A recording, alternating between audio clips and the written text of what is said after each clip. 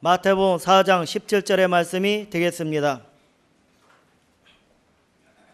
다 같이 하나님의 말씀을 합독하시겠습니다. 이때부터 예수께서 비로소 전파하여 이르시되 회개하라 천국이 가까이 왔느니라 하시더라. 사람이 말을 만들지만 말은 사람을 만들더라. 그 입술의 고백에 따라서 우리는 그냥 씨앗처럼 뿌려놓지만 반드시 우리의 삶 속에 열매를 맺는다는 것 꼭 기억하시기를 주님의 이름으로 축복합니다. 오늘 말씀을 듣기 전에 그래서 천국 방언이라고 말하는 위로의 말 한마디 또는 미고사축 이런 제목의 찬양을 함께 나누길 원하는데 한번 따라 하실까요? 미안합니다. 고맙습니다. 사랑합니다. 축복합니다. 우리 함께 찬양하고 말씀 나누겠습니다.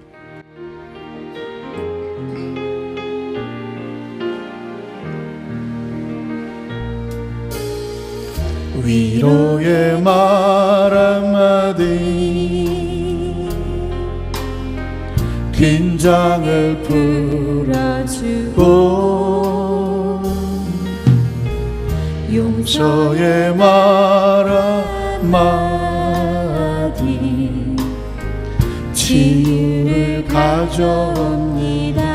겸손한 말 한마디 겸손한 말 한마디 존귀 여김받고 존귀 여김받고 교만한 말 한마디 교만한 말 한마디 멸망을 가져옵니다. 멸망을 가져옵니다. 가장 아름다운 말 가장 아름다운 말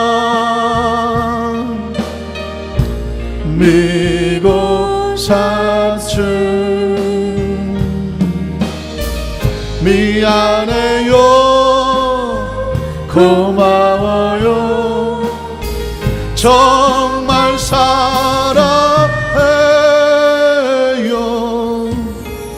그리고 당신을 축복합니다.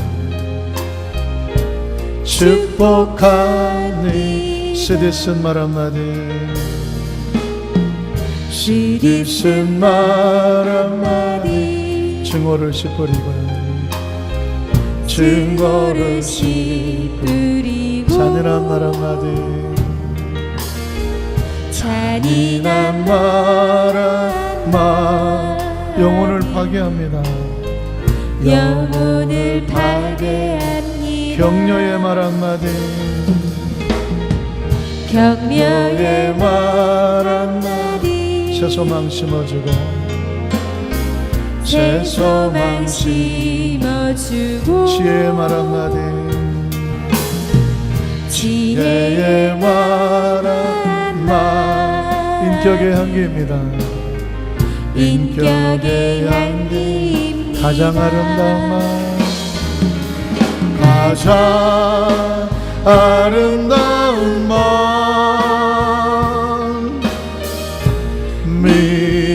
미고사축 미안해요 고마워요 정말 사랑해요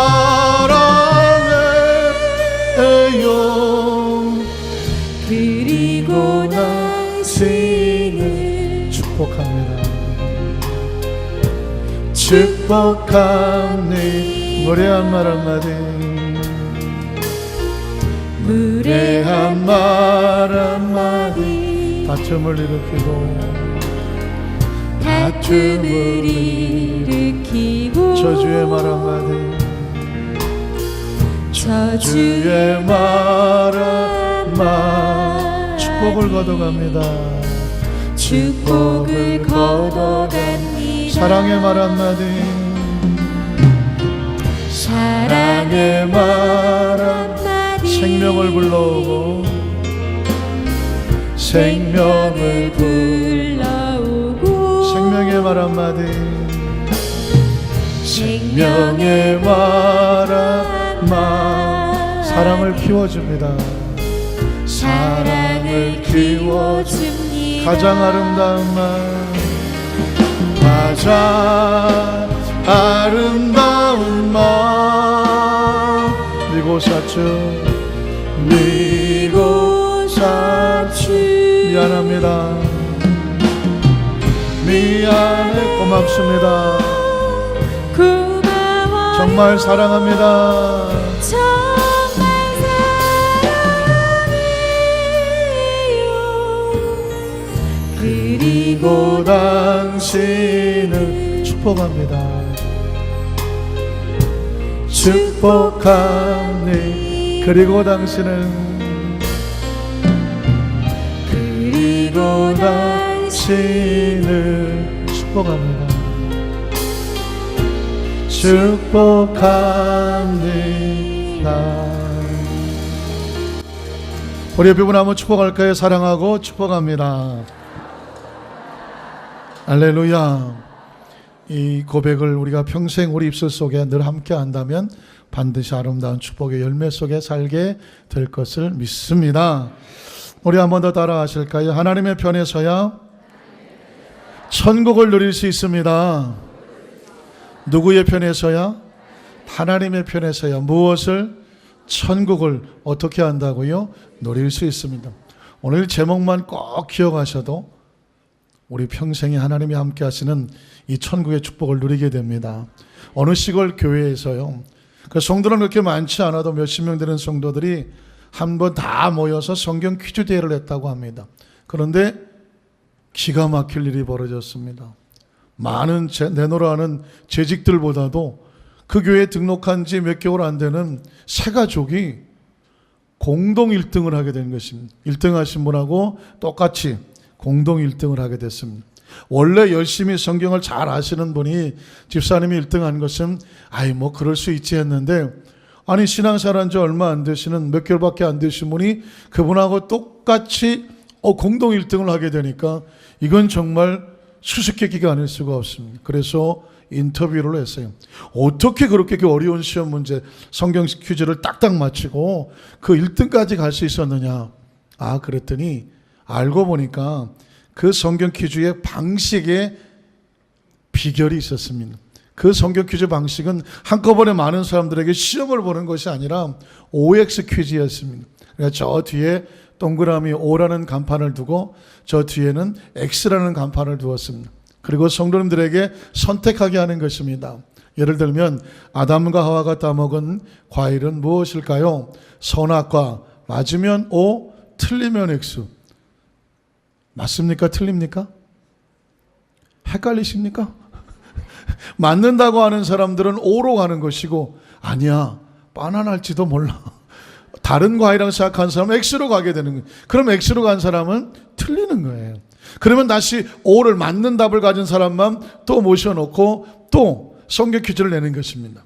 다윗은 물맷돌 5개로 골리앗을 쳐서 승리했습니다. 맞으면 O, 틀리면 X. 어떤 사람들은 맞는다고 생각을 하지만 또 어떤 사람은 물맷돌이 6개였나? 7개인가? 이게 또 헷갈리는 사람은 또 X로 가다 보면 틀리게 되는 것입니다. 그런 식으로 OX로 다 하게 됐는데, 아니 마지막에 가서 결정적인 문제 하나가 있었습니다.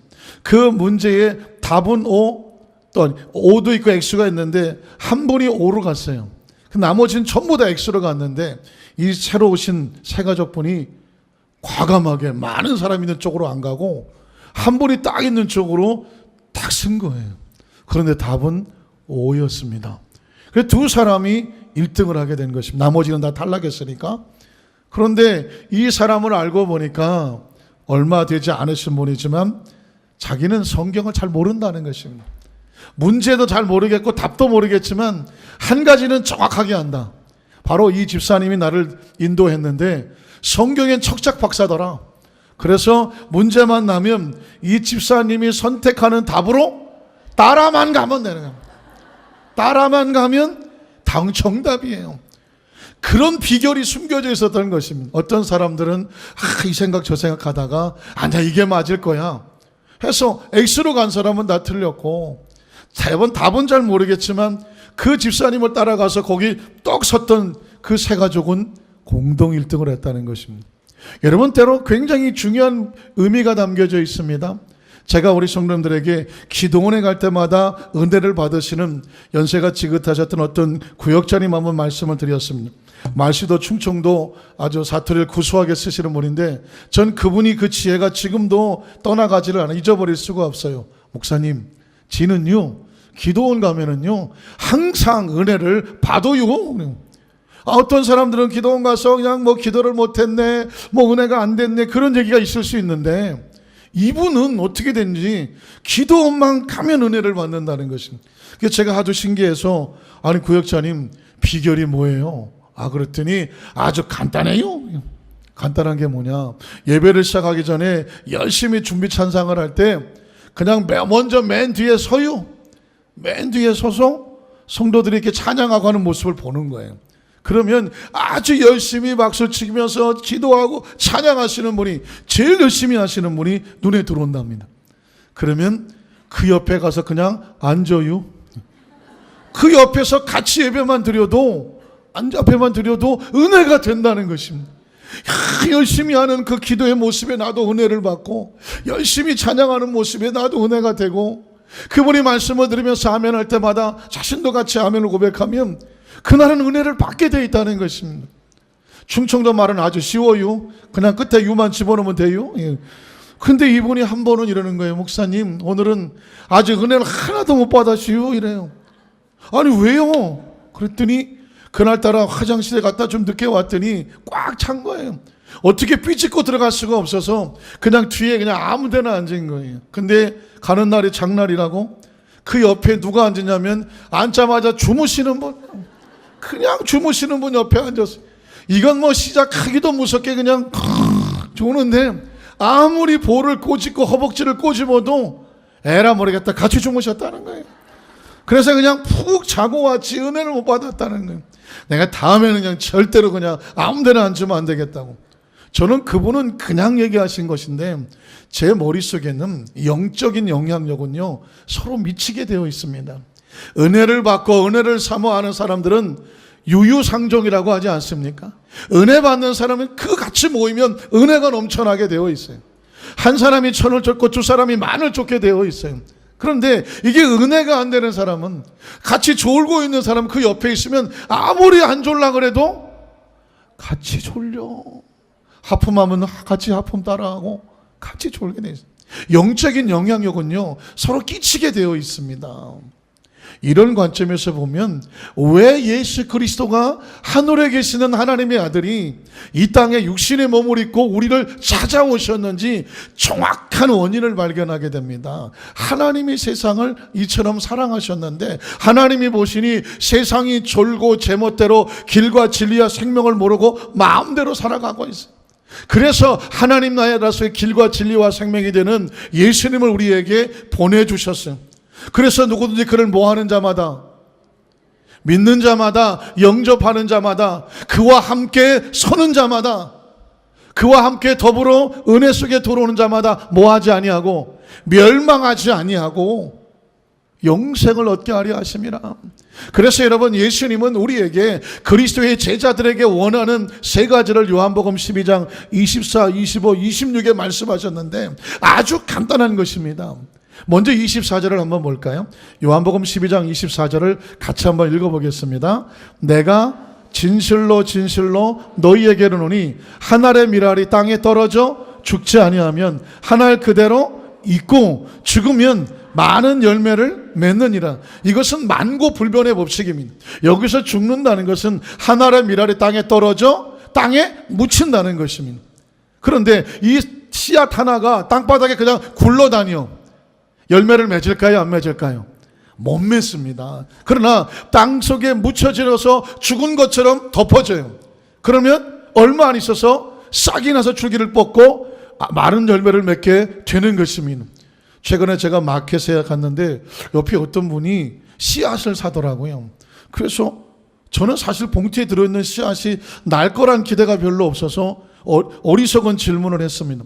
그 봉투에 들어있는 씨앗, 그거 심으면 납니까? 그랬더니 그분이 나죠. 우리 집에 이걸로 많이 심었어요. 그 말을 들으니까 솔깃한 생각이 들어서 제가 3개를 샀어요.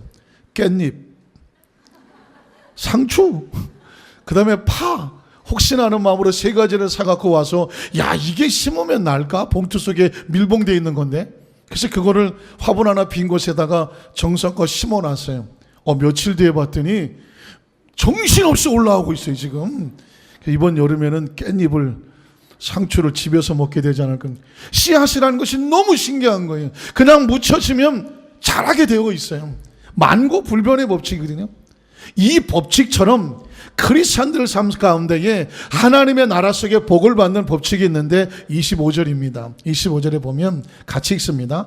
자기 생명을 사랑하는 자는 반드시 뭐하게 됩니까?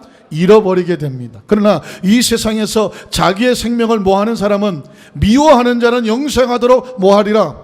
보존하리. 이건 법칙이에요. 만고불변의 법칙인데 자기 생명을 사랑한다는 얘기는 뭐냐면 하나님께서 원하시는 것이 있고 내가 원하는 것이 있는데 누구를 더 사랑하느냐? 하나님의 말씀을 사랑하기보다는 자기가 원하는 생명을 더 사랑하기 때문에 말씀보다 자기 생명 원하는 것을 더 사랑하는 사람은 어떻게 돼? 그 생명이 오래 있지 아니하고 잃어버리게 돼.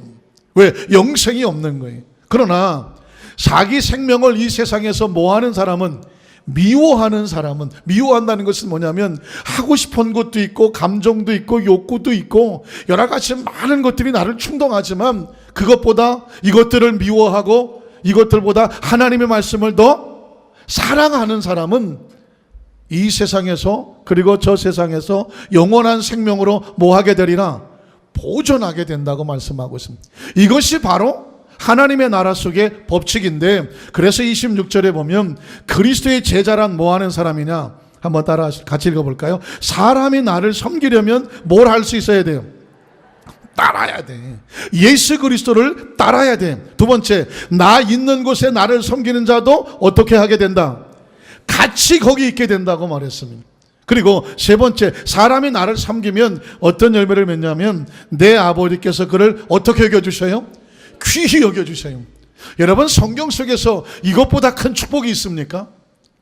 하나님이 나를 귀히 여겨주시는 것, 저와 여러분의 최고의 궁극적인 가장 축복의 모습인 줄로 믿습니다. 간절히 바라기는 전 우리 강덕교회의 모든 성도들이 하나님 보시기에 이 땅의 삶을 마치고 하나님 나라 속에 만나게 될 때에 가장 귀한 존재로 칭찬과 역임을 받게 되시기를 주님의 이름으로 축원합니다. 그런데 하나님을 섬기는 사람은 그렇게 하기 위해서 첫 번째 예수님을 따라야 된다고 말했어요. 그러니까 내가 하고 싶은 것을 가는 것이 아니라 그분을 따라가서 같이 서 있어야 돼요. 그리고 그분이 있는 곳에 같이 있게 될 것이고 그 삶 속에 하나님의 귀히 여김이 있는 줄로 믿습니다. 그러니까 다시 말해서 이 세상에서 우리가 어떻게 살아야 될 줄 몰라요. 어디 서 있어야 될 줄을 모르겠어요. 그런데 마치 그 세가족 성도가 그 성경 척척 박사 집사님과 함께 같이 따라만 있어도 점수를 얻는 것처럼 우리는 예수님의 말씀에 따라서 그 가르침대로 그 예수님이 말씀하신 곳에 같이 써 있어 주기만 하더라도 여러분, 하나님께서 우리를 귀히 여기시는 축복을 받게 될 줄로 믿습니다. 오늘 그 말을 오늘 뒤집어 다시 바꾸면 예수님의 첫 복음 선포의 내용과 같습니다. 오늘 마태복음 4장 17절은 예수님의 공생의 사역을 시작하면서 첫 설교예요. 첫 설교, 첫 메시지. 궁금하지 않습니까? 예수님이 이 땅에 오셔서 당신의 백성들에게 첫 메시지는 뭐라고 말씀하셨을까? 그런데 그 말씀이 바로 뭐냐면 회개해라, 천국이 가까이 왔다. 한번 따라 하실까요? 회개하라, 천국이 가까이 왔느니라. 이 말은 다시 말해서 하나님의 편에 서라. 그러면 너희 앞에 와 있는 천국을 너희가 열고 들어가 누릴 수 있게 될 것이다. 뒤집어 말하면 하나님의 편으로 돌아서지 아니하면 천국이 가까이 와 있어도 열릴까요? 안 열릴까요? 열리지 않아요. 들어갈 수 없어요. 누릴 수 없다는 것입니다. 그렇다면 예수님이 첫 번째 말씀을 근거로 해서 천국을 누릴 수 있는 첫 번째 원리는 뭐냐면 우리의 삶 속에 끊임없이 다가오는 마귀의 유혹과 마귀의 세력을 쫓아버려야 천국을 누릴 수가 있습니다. 한번 따라 하실까요? 천국은 마귀의 유혹을 쫓아버려야 들어갈 수 있습니다. 그리고 들어가야 누릴 수가 있는 것입니다. 오늘 성경 본문을 한번 보겠습니다. 마태복음 4장 17절을 보면 같이 읽습니다. 이때부터 예수께서 비로소 전파하여 이르시되 회개하라 천국이 가까이 왔느니라 하시더라. 여기 중요한 말은 뭐냐면 이때부터입니다. 이때부터, from now, 지금 이 시간 이후부터. 그 이전에는 이 복음이 전파되지 않았지만 지금 이 시간 이후에 예수님께서 입을 열어서 선포하는 것은 회개하라 천국이 가까웠다고 말하고 있습니다. 자, 그렇다면 이때부터라고 말했으니까 이때 이전에는 어떤 일이 있었다는 말입니까? 그 어떤 일을 맞춰놓고 나서 이제는 말해도 되는 상황이 된 거죠. 그 이전에 어떤 일이 있었습니까? 우리가 함께 말씀을 배웠는데요. 마태복음 4장 1절 이하에 보면 예수님께서 40일을 금식하고 누구에게 시험을 받았습니까? 마귀에게 시험을, 3가지 시험을 통과하는 내용이 나옵니다. 그 시험을 마치고 가버나움이라는 곳에 예수님을 영접하니 그곳에 가서 비로소 처음으로 복음을 선포하기를 시작했다는 것입니다. 그러니까 여러분, 우리 안에 천국이 들어와서 천국을 누리기 위해서 먼저 해야 될 것은 뭐냐면 우리의 삶 속에 끝없이 다가오는 마귀의 이 유혹을 끊어서 쫓아버려야 우리의 삶 속에 천국이 들어와서 누리게 될 줄로 믿습니다. 지난번에 제가 말씀을 드릴 때 시험에는 2가지 시험이 있더라. 하나는 마귀의 시험이 있고 하나는 하나님이 시험하시는 것이 있더라. 그런데 우리 한국말로 쓰면 똑같이 시험하기 때문에 똑같은 의미처럼 들리지만 원어에도 다르게 말하고 있고요. 영어로 조금 쉽게 말한다면 마귀의 시험은 템테이션이라고 말하더라. 유혹한다고 말합니다. 유혹 아시죠? 유혹한다는 것은 사람을 잘 되게 하려고 유혹합니까? 아니면 잘 못되게 하려고 유혹합니까? 잘 못되게 하려고 유혹하는. 마귀는 철저하게 우리를 시험하되 유혹하고 잘 못되게 하는 것입니다. 그러나 하나님은 우리에게 테스트를 할 때 우리를 잘 못되게 하는 것이 아니라 그 테스트를 통해서 잘 되게 하시려고, 하나님이 하는 시험은 우리로 하여금 잘 참고 인내하고 그것을 통과하면 잘 되게 하시려고 하는 것이 바로 하나님이 주시는 시험입니다. 그러니까 우리 속에 하나님의 나라가 들어오기에는 하나님의 시험은 잘 태워서 올라가야 되고 마귀의 유혹은 끊어내고 잘라내고 쫓아버려야 우리의 삶 속에 하나님의 나라가 임하게 되는 줄로 믿습니다. 지난 금요철 예배 때에 순복음 강남교회 집사님이고 예전에 솔로몬의 선택이라는 TV 프로그램에 참여해서 많은 사람의 사랑을 받았던 고승덕 변호사님이 오셔서 간증을 해주셨습니다. 내가 만난 하나님, 이런 주제로 그 삶 속에 하나님의 체험한 것을 간증한 것을 들었는데 저는 그 간증을 듣다가 이제껏 몰랐던 것, 제가 만났던 사람 가운데 가장 공부를 열심히 한 사람이 아닌가 이런 생각이 듭니다. 왜냐하면 고등학교 다닐 때 반에서 57등 됐던 사람인데 정말 열심히 공부하여 서울대 법대를 들어가고 거기서 대학 4년 동안에 3가지 고시, 사법고시, 외무고시, 행정고시를 다 패스를 했다는 것입니다. 나중에 또 판사가 돼서 자동차 사고를 만나게 돼서 어쩔 수 없이 미국에 좀 있게 되어 있는데 7년 동안에 하버드 대학, 예일 대학, 유수한 대학 3가지를 세계 대학에 다 학위를 받고 온, 그러고 보니까 굉장히 명석하고 공부를 열심히 한 사람이었습니다. 그런데 그 사람의 간증을 듣다가 보니까 고백은 뭐냐, 이렇게 어려운 고비를 넘게 된 것은 많은 시련과 유혹이 있었지만 하나님을 만나서 하나님이 지혜를 주셔서 그것을 이길 수 있었다고 하는 간증이었습니다. 그가 처음에 서울법대에 들어갔을 때에 법대에 들어가면 다 판사가 되고 변호사가 되고 검사가 될 줄 알았는데 들어가 보니까 그때 당시 같이 공부하던 사람들의 생각은 전부 패배의식이었습니다. 내가 서울 의대 갈 걸 잘못 들어왔나 보다, 패배의식이었다. 왜? 그 해에 또 그 당시에 그 사법고시에 합격한 사람이 하나도 없었다는 것입니다. 그러니까 들어가자마자 절망에 빠져서 6개월 동안은 공부도 안 하고 그냥 주저앉아 있었다는 것입니다. 그 과정 속에서 하나님을 만나고 예수를 믿고 성경을 공부하고 말씀을 알게 되면서 이분의 머릿속에 모두가 안 된다고 말하는데 놀랍게도 하나님 앞에 기도하면 될 수 있겠구나 믿음이 들어와서, 하나님, 나 이 사법고시 통과해야 됩니다. 그리고 그 이후에 외모고시, 행정고시도 통과하고 싶습니다. 기도하는 가운데 지혜를 주셔서 그 대학 4년 동안에 10년을 고시 공부해도 통과하기 어려운 사법고시를 만 20세에 최연소로 통과를 하고 그런 놀라운 또 스펙을 쌓게 됐고 그런 과정을 넘어갔다는 것입니다. 그런데 그것이 하나도 자신의 자랑이 아니라 하나님이 주신 하나님의 은혜를 통해서 하게 되었다고 겸손하게 하나님께 영광을 돌리는 것입니다. 거기서 말하는 사법고시나 외모고시나 행정고시는 테스트예요. 이건 사람을 나쁘게 하려고 하는 것이 아니라 실력을 갖춘 사람이 통과하면 판사도 되고 뭐 고위 공무원도 될 수 있는 테스트에 좋은 거예요. 그러나 그 처음에 법대에 들어가서 6개월 동안 이제 난 잘못 들어왔구나, 아무도 고시를 통과 못하는데 나도 안 되겠구나, 괜히 들어왔구나, 절망하고 좌절하면 이건 테스트가 아니라 템테이션이에요. 마귀의 유혹 속에 절망하고 좌절하고 무너져서 자기 일생을 무너뜨릴 수밖에 없는 것입니다. 오늘 저와 여러분의 삶의 현장 가운데 시련이 있어요, 고비가 있어요, 과정이 있어요, 테스트가 있어요. 그러나 그것을 믿음으로 넘어갈 수 있도록 믿음으로 승리하고 넘어가면 나에게 좋은 일이 나는 것이고, 그러나 그 유혹에 빠져서 절망하고 좌절하고 무너지고 포기해버리면 그러면 스스로 아무것도 될 수가 없는 실패자가 될 수밖에 없다는 것입니다. 그래서 마귀의 시험은 우리를 넘어지게 하나 하나님의 시험은 우리를 믿음으로 더 발전되어 승리하게 한다는 것입니다. 또한 이 마귀의 시험을 이기는 가운데 또 한 가지 영적인 메시지는 뭐냐면, 이 영적 싸움은 무엇로 이기게 되느냐? 말씀과 기도로 이기게 되는 것입니다. 한번 따라 하실까요? 영적 싸움은 말씀과 기도로 이긴다. 예수님께서 마귀의 시험을 당할 때에 정말 치열했습니다. 아시는 것처럼 40일을 금식한 사람에게 빵 먹으라고 그러지. 높은 데서 뛰어서 내리면 사람들의 인기가 있을 거라고 말하지. 나한테 절 한 번만 하면 천하 만국 영광을 너에게 통째로 손쉽게 주겠다고 말하지. 하나하나가 얼마나 정말 기름칠 다듯이 미끄럽게 유혹적인지 모릅니다. 인간의 본능과 생각으로 이것을 만약에 기준 삼았다고 하면 다 무너질 수밖에 없고, 무너지면 마귀의 종이 되는 것입니다. 그때마다 예수님께서 기준 삼았다는 것은 기억하시죠? 한번 따라 하실까요? 기록되었으되. 무슨 말입니까? 하나님의 말씀이 하시기를, 하나님 말씀하시기를 그 말씀으로 그 모든 욕구와 유혹을 이겨낸 줄로 믿습니다. 기록되었으되 사람이 떡으로만 사는 것이 아니다. 하나님께서 나오는 모든 말씀으로 산다.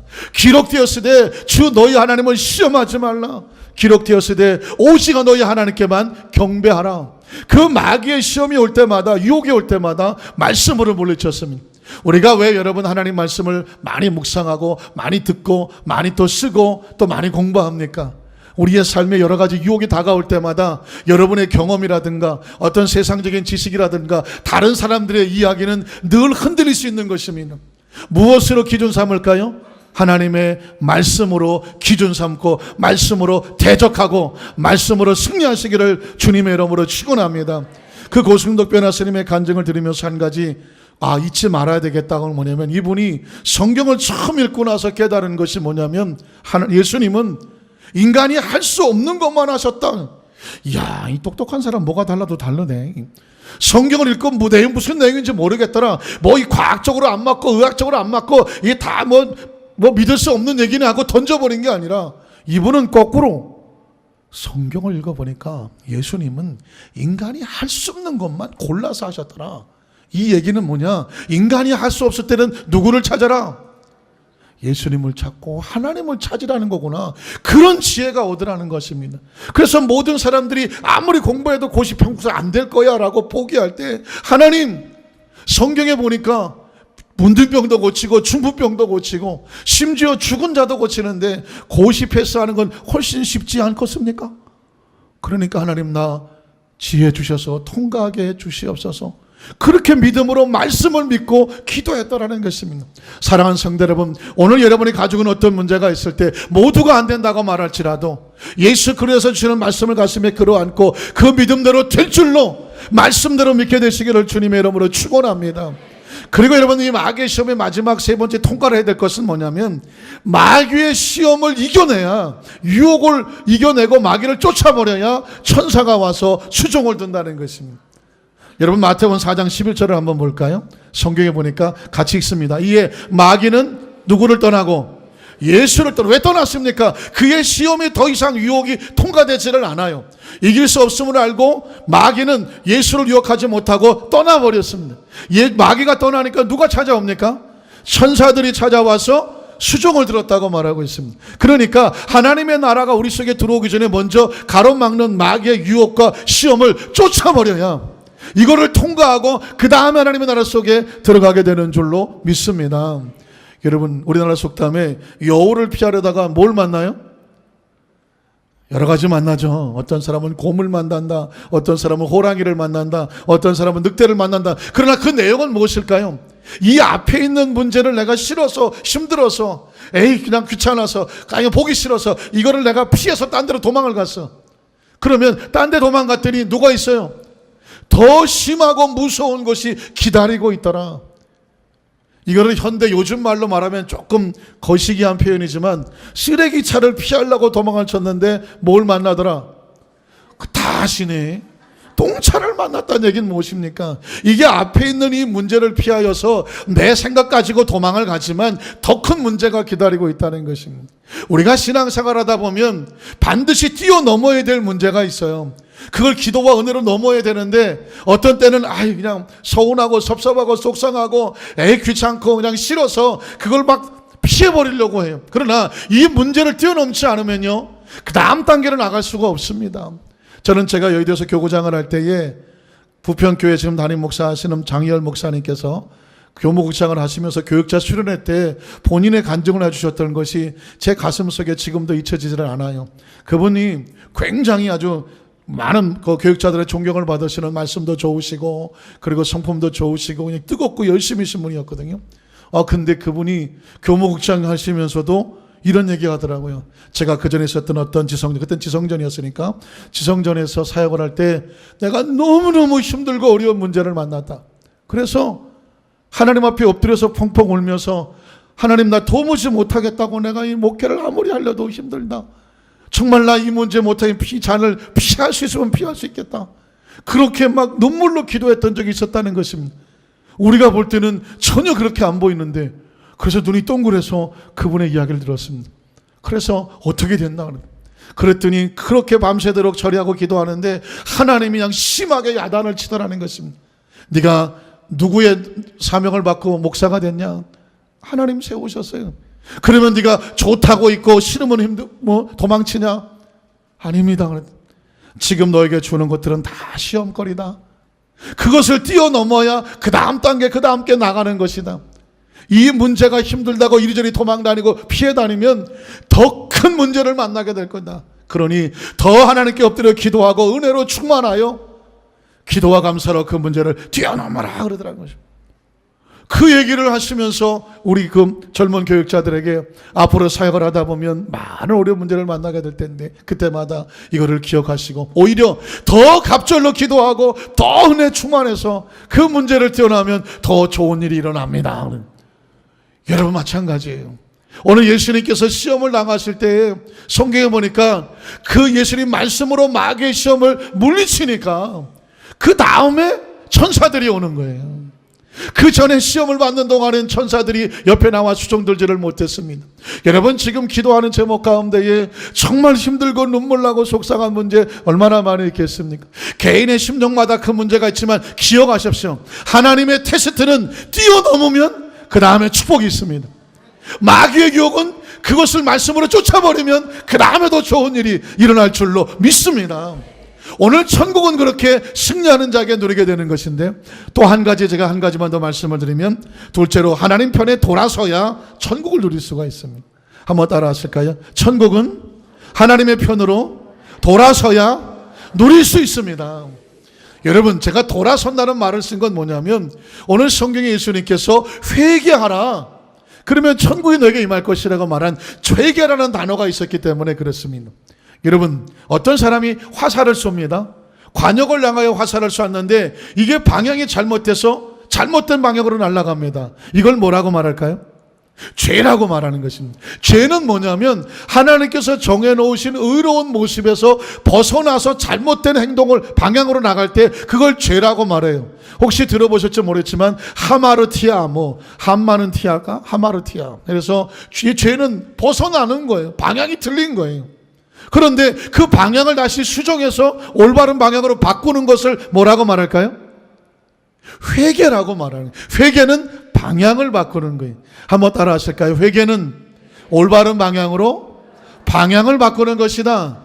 그래서 혹시 들어보셨지만 메타노이아 할 때 방향을 원래의 모습, 그렇다고 뭐 이리 갔다 저리 갔다 방향을 막 바꾼다는 것이 아니라 하나님을 목표로 하여 말씀의 방향으로 새롭게 수정하는 것을 갖다가 뭐라고 말한다?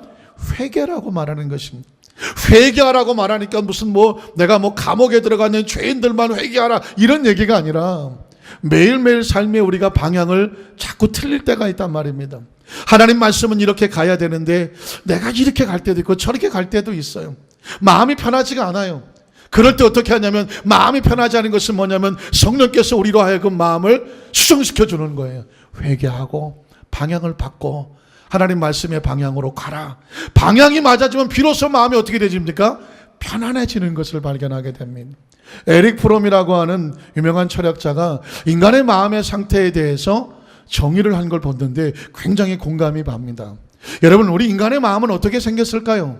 이 에릭 프롬의 정의를 보면 인간의 마음은 아주 맑고 깨끗하게 텅 비어진 상태로 정의를 합니다. 다시 말해서 하나님께서 천지를 창조하셔서 인간을 창조했을 때 인간의 마음은 순수하고 맑고 아주 고운, 그리고 잘 비워진 그런 마음의 상태였다는 것입니다. 그런데 왜 어떤 사람은 좋은 사람이고 어떤 사람은 나쁜 사람이 되고 악한 사람이 될까요? 그 마음의 그릇 속에 나쁜 것이 들어오면, 더러운 것이 들어오면, 악한 것이 들어오면, 그래서 그 마음을 채우면 이 사람은 무슨 사람이 될까요? 악한 사람이 되는 것이고 나쁜 사람이 되는. 왜? 그 마음에 들어온 것으로 인하여 그것이 생각으로 고정화되고 그 생각으로 하여금 행동하게 하고 느끼게 하니까 다른 사람이 볼 때 저 사람은 나쁜 사람이고 악한 사람이네 이렇게 말하게 되는 것입니다. 또 어떤 사람의 마음의 생각에는 착하고 좋은 것이, 선한 것이 마음에 들어와서 그걸 받아들여서 채우게 되면 말하는 것도 선하고 행동하는 것도 선하고 그분의 모습은 선한 모습이 있어요. 다른 사람이 볼 때 그 사람을 참 좋은 사람이고 선한 사람이라고 말해요. 자, 무엇이 이 사람을 선하게 만들었고 무엇이 그 사람을 악하게 만들었을까요? 그 마음의 그릇에 무엇이 들어왔느냐는 것입니다. 여기서 굉장히 중요한 것은 그 들어온 생각은 자신이 아니라는 것을 알아야 돼요. 사람들은 많이 착각을 합니다. 내 속에 들어온 그 생각, 이게 누구의 생각인지도 몰라요. 어떤 사람의 생각, 어떤 정보를 가져와서 내 생각으로 삼았어. 이걸 내 생각이라고 말해. 그런데 내 생각은 납니까? 내가 아니에요.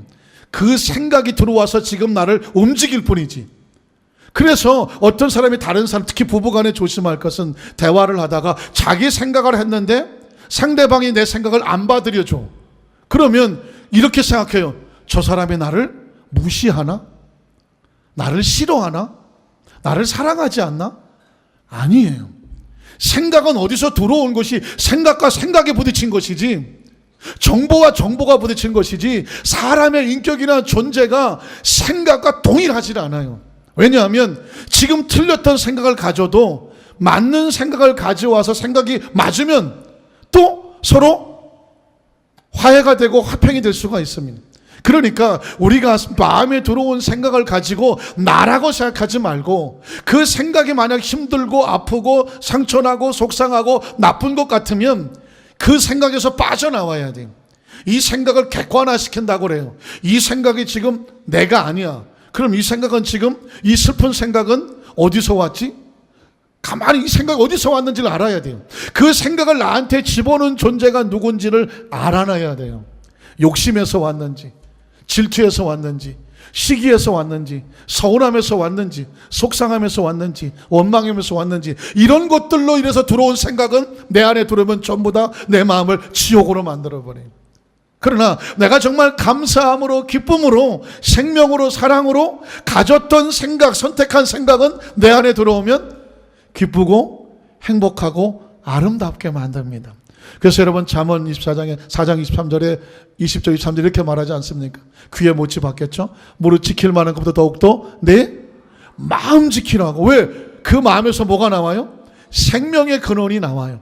좋은 생각을 품으면 생명이 나와요.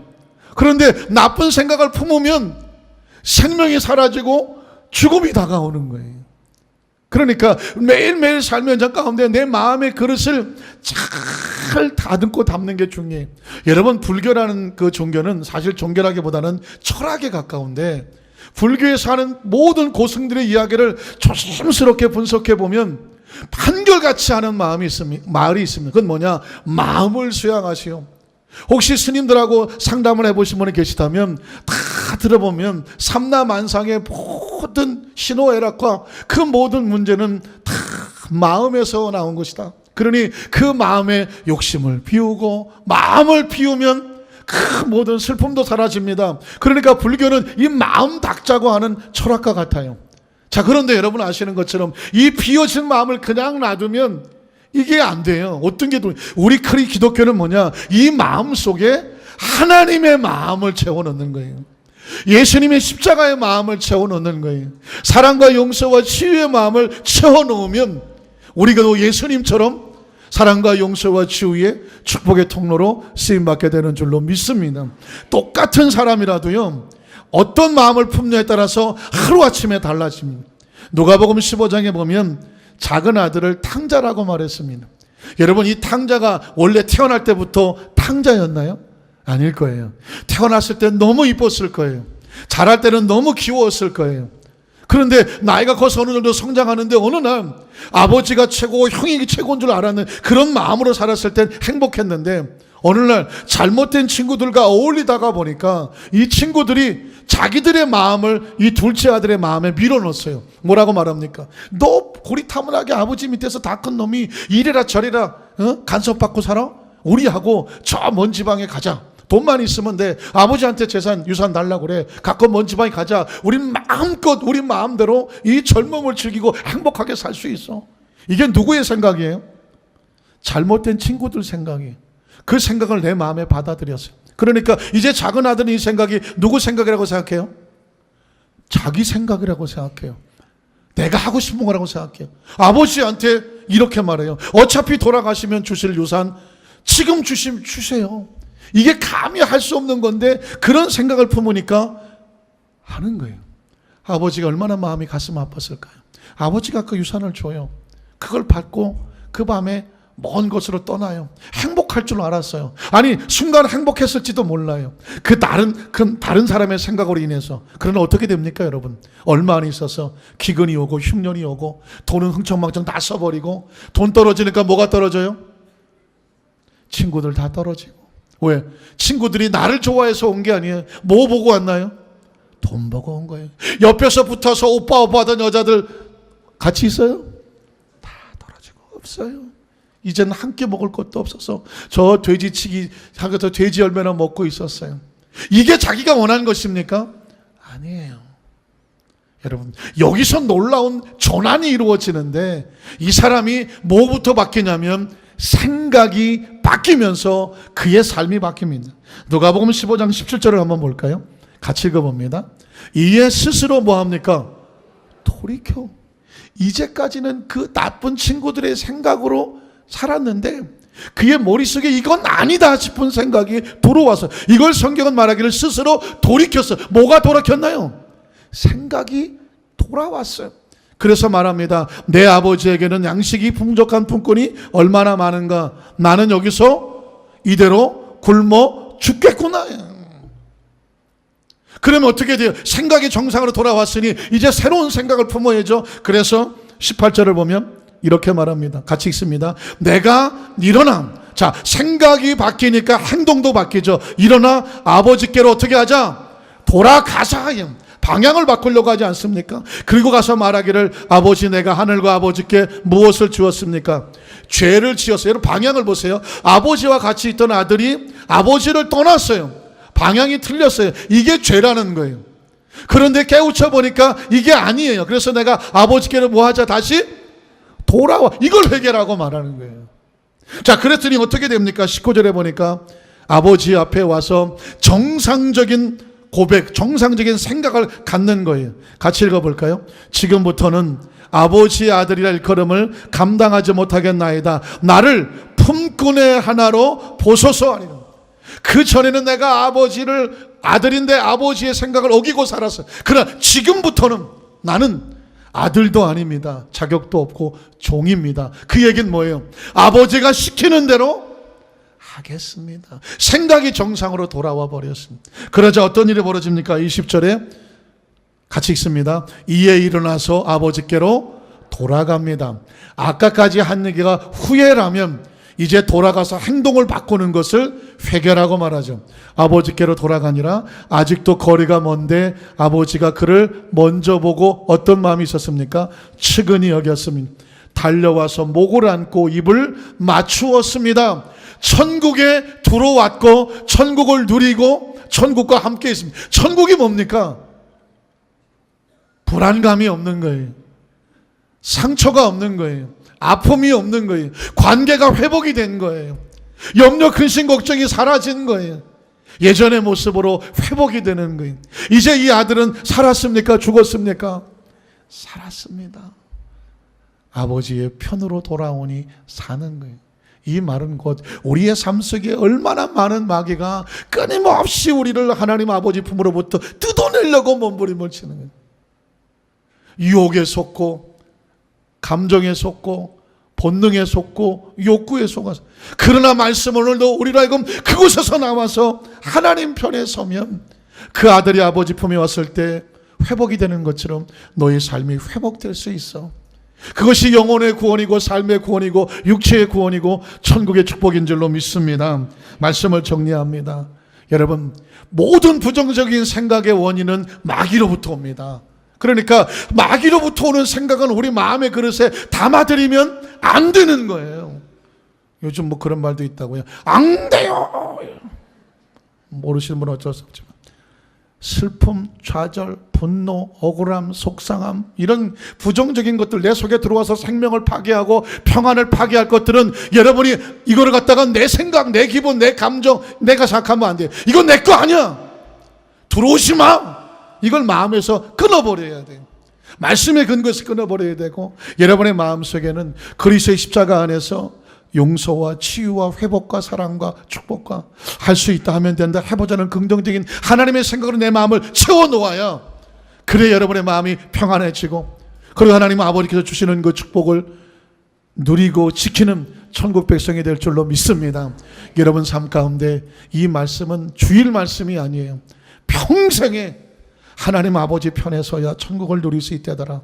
평생에 여러분의 가슴속에 새기는 축복의 생명의 귀한 원칙이 되시기를 주의 이름으로 축원합니다.